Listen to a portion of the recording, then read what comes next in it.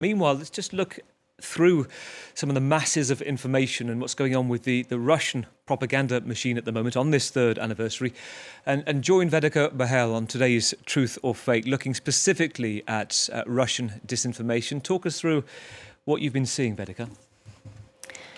That's right, Gavin. As Ukraine marks 3 years since Russia's full-scale invasion, I just want to reflect on the 3 years of the vast system of influence and disinformation that Moscow has created to discredit Ukraine and to legitimize what it calls its special military operation. Now, for the last 3 years, fact-checking media and analysts around the world, including us here at the France 24 Observers, have been documenting this supercharge, if you will, in Russian disinformation. And Gavin, there are several tactics and strategies behind it. Talk us through them. What are we looking at? Well, I just want to preface by saying that this is an extremely complex ecosystem to explain. I'm just going to summarize and simplify it, if you will, down to 3 of the most important and key disinformation tactics here. But I will say that Ukrainians, of course, and its president, Volodymyr Zelensky, are particularly targeted by Russia's disinformation machine. But France and even Europe as a bloc are also particularly targeted as well. Now, one of these key strategies and operations here is known in fact-checking communities as Operation Doppelganger. Now, Operation Doppelganger uses mirror sites in order to impersonate real media using fake URLs. And this is, the articles often take an anti-Ukrainian stance. So now, this is an example that we can see here on the French website Le Parisien. Now, we can have if we look closer at the URL is written as leparisien.ltd. Now, this is an extremely fake article here because the real Le Parisien website, as we can see there, is leparisien.fr. And these doppelganger operators often use social media and online platforms in order to amplify their visibility because they want people to think that they're real and share these articles. And that's exactly what happened here in this example on X, for example. Nearly 30,000 views on that fake .ltd article from someone sharing what they thought is real anti-Ukraine content. Now, if we move into our next disinformation operation here. Now, this one is called Operation Copycop. Now, this is also an operation that imitates media, but it's not necessarily known media. It works by creating a fake story written by fake journalists on extremely fake websites that look what you could call quintessentially Western in order to ramp up what they believe is credibility to a Western audience. Now, these are actually run from Moscow, and they often use AI to generate all, if not most, of its content. Now, last year, one particularly large story that ran using Operation Copycop, we debunked this here on Truth or Fake last year. It was a story about Ukraine's First Lady, that's President Volodymyr Zelensky's wife, allegedly buying a new and rare Bugatti using US taxpayer dollars. Now, this began on obscure French websites, and it then spread down to socials and became an extremely viral story. But the article, wherever it seemed to be visible online, it was AI generated, very visibly so. You could often see the AI prompt left into the body of the text and sometimes in the title.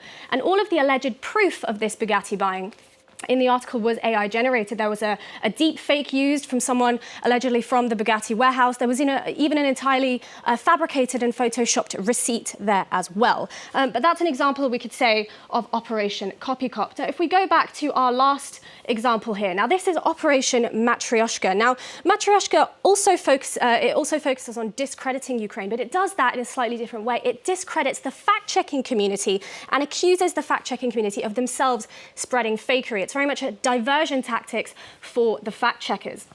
And it does that by what we could say clogging up the inboxes of fact-checking communities around the world, including us here at the France 24 Observers. These are a few real emails that we here have received, and they send hordes of fake stories and links from these fake news websites, and they ask us for verification. And the hopes are, Gavin, is that we busy ourselves with these fake news stories, spend our time verifying these ones and not looking at the real ones that are circulating. So not only waste fact-checkers' time, but there's the hope that there is some pro-Russian content here that will then be amplified, Gavin, to a wider audience. Yeah, and big questions for the algorithms, for the networks, particularly for X as well. Questions around Elon Musk retweeting, if not disinformation, misinformation.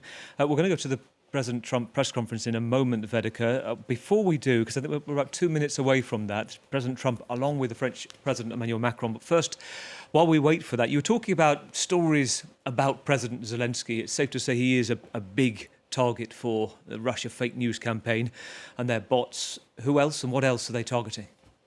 Well, Gavin, there is a new report by NewsGuard that has analysed the shifting themes in Moscow's campaign. Now, it says here, according to this report, that some of the first narratives in this Russian disinformation machine was to create this idea that Ukraine was a Nazi state, Nazi running on Nazi ideology. But we can see here that the focus on that has decreased year by year, and it now seems that the focus very much is more centred on the ideas of government corruption, which we can see has tripled, if you will, in Ukraine, as has this idea that NATO soldiers are also fighting in Ukraine as well. Now, NewsGuard has also measured how AI use has supercharged over the last 3 years of this war, especially as we've seen clearly how AI has become more readily available to us. Now, the first year that they debunked news stories, fake news coming out of Russia's disinformation campaign, they found one falsehood that was using AI